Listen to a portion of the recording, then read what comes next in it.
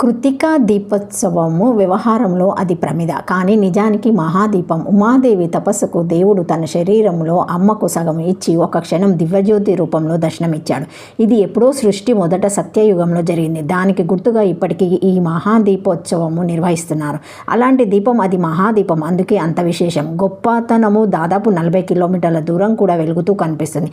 ఈ మహాదీపము 10 రోజులు వెలిగేలా నెయ్యి, నూనె, పెద్ద వత్తి వేసి పెడతారు. అందుకే అది మహాదీపమైన మహాదేవుడు అమ్మ మహాదేవి అర్థమైందని భావించాలి. అరుణాచల శివ, అరుణాచల శివ.